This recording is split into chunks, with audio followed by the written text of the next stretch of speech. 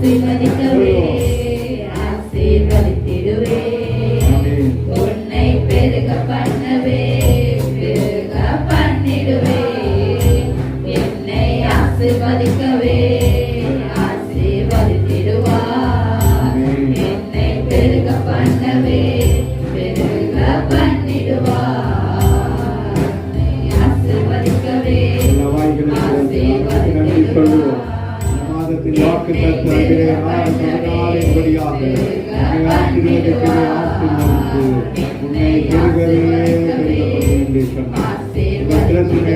வைத்து ஆண்டவர் எனக்கு சொன்ன வாக்குத்தத்தத்தை நான் பெற்றுக்கொண்டேன். ரகசியங்களை கத்தர் வைத்திருக்கிறேன். நான் ஏற்கனவே ஆசீர்வதிக்கப்பட்டவள். நான் ஏற்கனவே ஆசீர்வதிக்கப்பட்டவன். இந்த ஆசீர்வாதத்தின் ரகசியத்தை கத்தர் எங்களுக்கு வெளிப்படுத்தியிருக்கிறபடியினாலே ஆண்டவருக்கு நான் நன்றி சொல்லுகிறேன். இந்த கரங்களை கட்டி தேவனை நன்றி கொடுத்தோம். நீங்கள் ஆசீர்வதிக்கப்பட்டவர்கள். ஆசீர்வதிக்கப்பட்டவர்கள். நான் ஆசீர்வதிக்கப்பட்டவன். என் சபை ஆசீர்வதிக்கப்பட்ட சபை. என் ஜனங்கள் ஆசீர்வதிக்கப்பட்ட ஜனங்கள். நாங்கள் எங்களுக்கு ஆசீர்வாதமாக எங்கள் சபை பெருக்கக்கூடிய சபை. இந்த வருஷத்திலே கர்த்தர் ஆவிக்குரிய நிலையிலும் உலகத்திலே ஆசீர்வாதத்திலும் நம்மை தேர்வுகள் செய்கிறவராக இருக்கிறார். அவர் விசுவாசிக்கிற நல்ல வாய்களுக்கு வந்து அவர் நல்ல ஆண்டவரை சபைகள் எல்லாம் கர்த்தர் விளக்கி ஒரு ஆசீர்வாதத்தின் வழிகள் முன்பதாக எந்த ஒரு எழுப்ப போலதான காரியங்கள் இருந்தாலும் நிச்சயமாக அறிக்கை செய்கிறேன். நான் சுதந்தித்துக் கொண்டேன். நான் உன்னை சுதந்தித்துக் கொண்டேன்.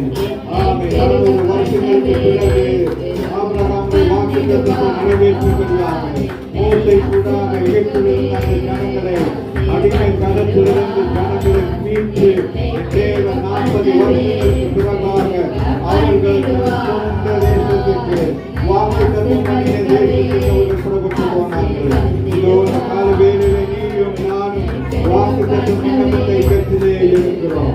ஆபிரகாமுக்கு உண்டான ஆசீர்வாதத்தை உனக்கும் எனக்கு பெற்றுக் கொடுக்கும்படி 2000 வருஷங்களுக்கு வேறு வந்து நான் இரத்தத்தை சென்று உன்னை ஆமே இந்த பூமியில் பெற்றெடுத்திருக்கிறார். அந்த இரத்தத்தினால் கழுவப்பட்டு இந்த ஆசீர்வாதத்துக்கு சுதந்திரவாதியாகவும் பிதாவாகி தேவனுடைய ஏக புத்திரன் நீங்கள் ஏக புத்திரனாக புத்திராக இருக்கிறீர்கள். உங்களுக்கு தாவி ஆசீர்வாதத்தை கொடுக்கும்படியாக அன்றைக்கு ஆபிரகாமை ஆண்டவர் முன்குறித்தார். இது அந்த கால வேலையில் வந்திருக்கிற உன்னை முன்குறித்திருக்கிறார். உன் சந்ததிகள் இந்த ஆசீர்வாதத்தை